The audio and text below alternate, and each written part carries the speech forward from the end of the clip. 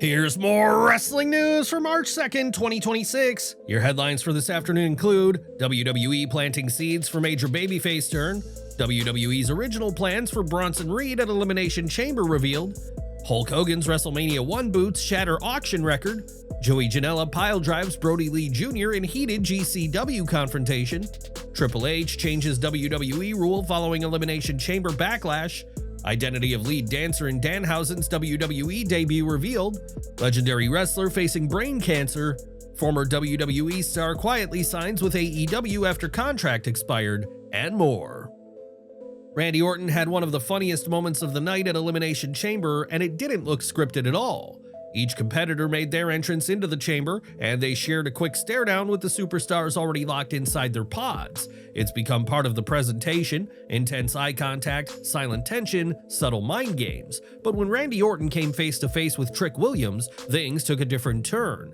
Instead of a serious glare, Orton noticeably looked Trick up and down, stepped a little closer, and appeared to size him up, almost measuring him.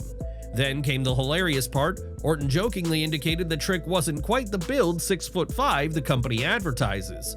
The exchange had a natural, off-the-cuff feel, just two guys in a pod sharing a lighthearted moment in the middle of a high-stakes match. For anyone who follows Orton's interviews, the teasing wasn't malicious. He's openly praised Trick in the past and has spoken about being impressed with the younger generation. This felt more like playful locker room ribbing than anything else. Finn Balor's WWE Championship loss to CM Punk at Elimination Chamber may have told a bigger story than the final pinfall. On the surface, it was a clean defeat, but the real takeaway was what never happened. Judgment Day never interfered. Balor never signaled for Dominic or JD McDonough. He went into the match alone by choice. According to Brian Alvarez on Wrestling Observer Radio, that wasn't accidental. It may be the beginning in a long-anticipated character shift. Well, he did do the handshake, and there was no JD and no Dom, and he never called for them, so that's the story. The story is that he's going to be, I think that they're finally going to get him and Dom. You know, him and Dom were scheduled for SummerSlam.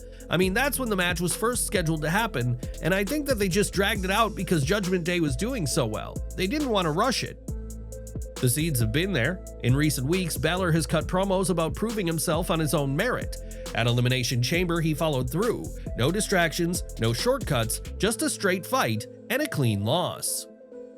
Afterward, he shook Punk's hand. That single gesture may have meant more than any near fall in the match. It signaled respect, it signaled pride, and most importantly, it signaled distance from the faction that has defined him for the past year. If this direction holds, the split with Dominic Mysterio feels inevitable. WWE reportedly had plans for that match months ago, and this could finally be the runway toward it. Bronson Reed's injury on Raw didn't just change one match, it triggered a chain reaction that reshaped the entire Elimination Chamber landscape. When Reed went down with a biceps tear during his triple threat qualifier, WWE was forced to pivot immediately. Jey Uso capitalized and picked up the win, but that wasn't the end of the reshuffling. Days later on SmackDown, Uso was attacked backstage and subsequently pulled from the chamber match altogether, creating yet another vacancy. That sudden opening led to an impromptu qualifying bout between Logan Paul and Jacob Fatu. In a move that raised eyebrows, Paul emerged victorious, punching his ticket to the chamber at the last minute. At Elimination Chamber, Paul made the most of the opportunity. He eliminated Javon Evans, LA Knight, and Trick Williams, scoring 3 eliminations in a performance that instantly elevated his performance inside the structure. According to Corey Hayes of Bodyslam.net, those eliminations were originally planned for Bronson Reed before his injury forced creative to adjust. In other words, Paul inherited a spot that was meant to further establish Reed as a dominant force heading into WrestleMania season. But the night wasn't over for the Maverick. Later in the match, Paul was blindsided by a masked attacker who ultimately revealed himself as Seth Rollins.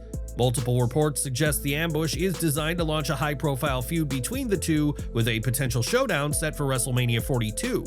What started as an injury-induced audible has now created ripple effects across multiple storylines. Enjoying the video? A quick like goes a long way in helping us grow and deliver more wrestling news you care about. The $1 Million Wrestling collectible era is no longer hypothetical, it's here, and it now carries the name of Hulk Hogan. On March 1st, Jeremy Padawer revealed on social media that Hulk Hogan's match-worn boots from WrestleMania 1 officially sold for $1,037,000 through Heritage Auctions. For years, collectors speculated about when wrestling memorabilia would cross the seven-figure threshold. The moment has now arrived. The boots were photo matched to March 31st, 1985, inside Madison Square Garden, the night widely credited with launching WWE into true mainstream expansion. In the main event, Hogan teamed with Mr. T against Rowdy Roddy Piper and Paul Orndorff in a match that helped reshape the entire business. According to the auction listing, the boots were not just ring-worn, they were authenticated through photo matching and PSA DNA documentation. Hogan also inscribed them with a note confirming their use at Madison Square Garden, further cementing their historical weight. This sale doesn't just break a record, it resets the ceiling for wrestling collectibles altogether. For decades, memorabilia from other sports dominated the million-dollar conversation.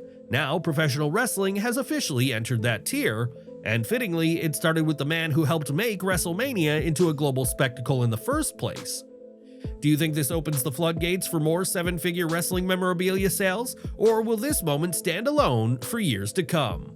Brodie Lee Jr., the son of the late Brodie Lee, made a surprise appearance at GCW, and what followed immediately turned into one of the most controversial moments of the weekend.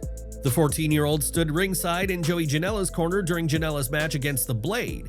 After Janela picked up the victory, the scene initially felt like a moment of reconciliation between the two. Janela addressed their past tension and publicly invited Brodie Lee Jr. to be in his corner for Spring Break X. It came off like closure, but that tone didn't last long. Instead of accepting, Brodie Jr. challenged Janela to a match. Janela refused, pointing out his age and saying that he would have to wait 4 more years. That response only escalated things. Brodie Jr. fired back with a personal jab, telling Janela to stop being Megan Bain's bitch. That line instantly shifted the energy in the building. Janela responded by slapping Brodie Lee Jr. before delivering a piledriver, leaving him laid out in the ring as the crowd reacted in visible shock. The visual of a 14-year-old taking a piledriver, regardless of context, quickly dominated social media discussion. The segment became one of the most talked about moments of the night, largely because of Brodie Jr.'s age and his connection to one of wrestling's most respected modern figures. Despite being just 14, he has been training under TJ Wilson or Tyson Kidd and Natalya at the Dungeon, continuing to prepare for a future in the business. Still, that hasn't stopped debate. Some fans see it as old-school territory heat, a bold angle designed to create emotion. Others believe putting a minor in that position, especially involving a piledriver, crossed the line. Did GCW create compelling heat, or did they go too far with this angle? Let us know where you stand. WWE quietly made a noticeable production change at Elimination Chamber, and it centers around Triple H's post-show appearance. Since taking over creative, Triple H has regularly addressed the media following premium live events. What started as traditional in-arena press conferences, complete with live questions from reporters, eventually shifted to a more controlled panel format after several uncomfortable exchanges played out on air. WWE removed the open Q&A element, clearly looking to limit unpredictability. But even that didn't fully solve the problem. At both Saturday night's main event and the Royal Rumble, hostile crowd reactions, especially during Triple H's presence, became part of the story. After Elimination Chamber, the setup changed again. Instead of addressing the audience from the arena floor, Triple H conducted his post-show segment backstage. No live crowd, no audible chants, no risk of the broadcast being overtaken by reactions outside of WWE's control. The difference was immediate.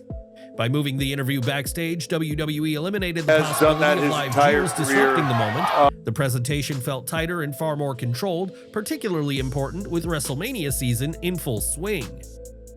Danhausen's Elimination Chamber debut didn't just mark a major career moment, it carried a personal touch that many fans didn't initially realize.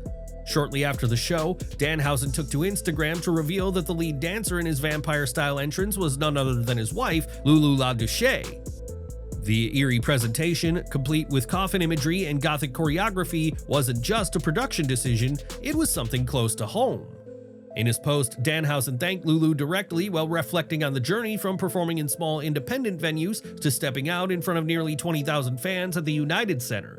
He credited her for helping spearhead the entrance concept and bringing the theatrical vision to life on a much bigger stage. He also took a moment to acknowledge the supporters who backed him long before the WWE spotlight. From independent wrestling halls to a premium live event debut, Danhausen made it clear he hasn't forgotten the fans who followed the ride every step of the way. Legendary wrestler Joe Doring, known for his hard-hitting runs in total non-stop action wrestling and All Japan Pro Wrestling, is once again facing a serious health battle. Doring's fight with brain cancer has been ongoing for nearly a decade. Now, as he approaches the 10-year mark since his initial diagnosis, he's dealing with a third brain tumor, a devastating development in what has already been a long and difficult journey. An update shared through a GoFundMe page made by his sister-in-law Mandy detailed the current situation. According to her statement, Doring has already undergone radiation treatment and completed his first round of chemotherapy. He's expected to continue chemotherapy for at least 5 more months.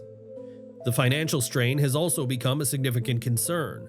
With mounting medical bills and Doring's wife needing to take time away from work to assist with his appointments and rehabilitation, the burden has intensified. Mandy explained that much of the responsibility falls on Doring's wife, especially with limited family support nearby. Complications from his 2022 brainstem surgery have further impacted his quality of life. Following that operation, Doring developed ataxia on his right side, severely affecting his mobility.